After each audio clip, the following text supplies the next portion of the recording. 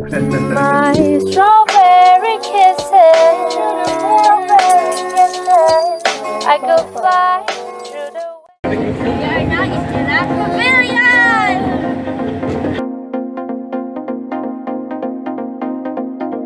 Behind you there's these dots.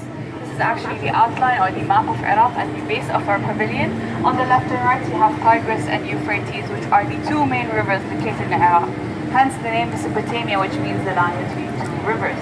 First of all, you have Ishtar Gate, which was built in 575 BC by the king Nebuchadnezzar II, and he gives it to the Babylonian goddess Ishtar, hence the name Ishtar Gate, and it's one of the 8 gates towards the old Babylonian city. Moving on to Malwiyat Samarra, which is composed of 2 words. Malwiya means spiral in Arabic, as you can see from the infrastructure of the building. It is rotating in an anti-clockwise manner. And the second word, Samarra, is where it's based at and located, so Samarra in Iraq. It is composed of 5 stories, 399 steps, and 52 meters in height. And at the top, there's actually a concave room where prayers used to be called for back in the Abbasid period. As you can see, the height of the screen fluctuates from beginning to end, meaning this indicates the water intensity or the water capacity or water height in each of these regions. So it starts high in the north and is decreasing gradually, meaning that we have reached the marshes, which are water bodies located in lowlands of Iraq and mainly in Basra. In 2016, it became a World Heritage Site as per UNESCO, which brings me back to the idea behind the rooftop of our pavilion, which is actually a fisherman throwing his fish net on top of the map to shield us, indicating 2 main things. First of all, Iraq's ability to continuously practice fishing as part of tradition, and second of all, Iraq's ability to capture opportunities since we are located in the opportunities district. Moving on, we have reached the capital of Iraq, Baghdad, where we have the Martyrs Monument, which was built in 1983 to commemorate the 2 million martyrs that passed away during the Iraqi wars. And until this day, it's still used to symbolize the amount of grief that Iraqi people are constantly going through.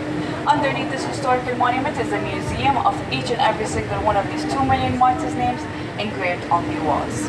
Mesopotamia is the oldest civilization to ever exist, as we discovered so many things, including astrology, writing, and recording. If you're interested, there's an art gallery straight ahead. Otherwise, we have a stage to the right where our performances start after 5 if you'd like to join us. Thank you so much for coming.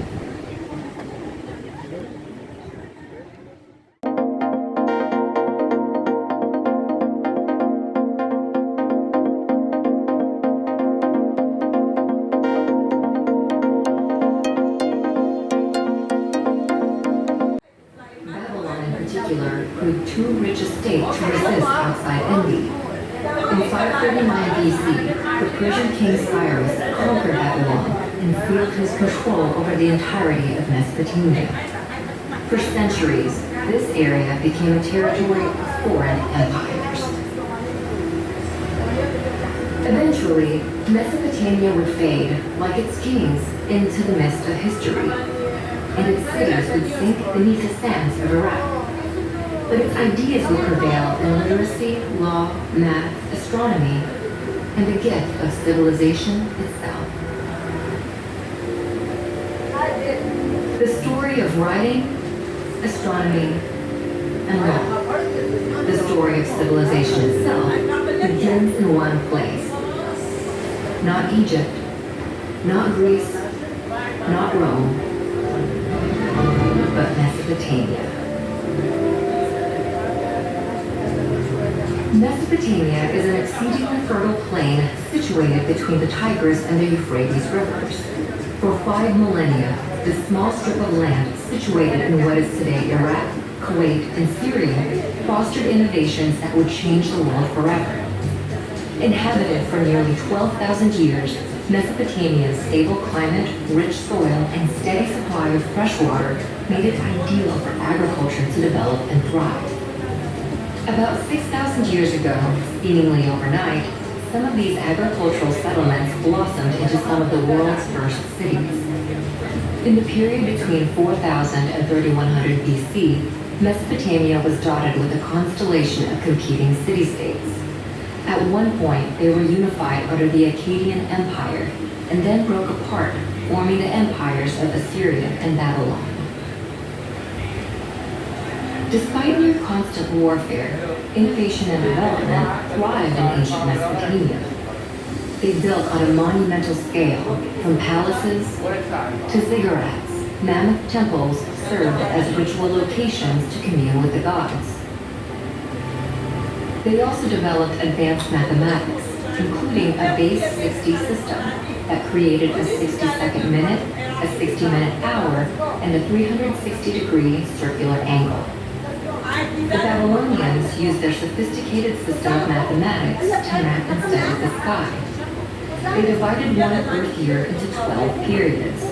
Each was named after the most prominent constellations in the heavens, a tradition later adopted by the Greeks to create the zodiac. They also divided the week into 7 days, naming each after their 7 gods, embodied by the 7 observable planets in the sky. But perhaps the most impactful innovation to come out of Mesopotamia is literacy.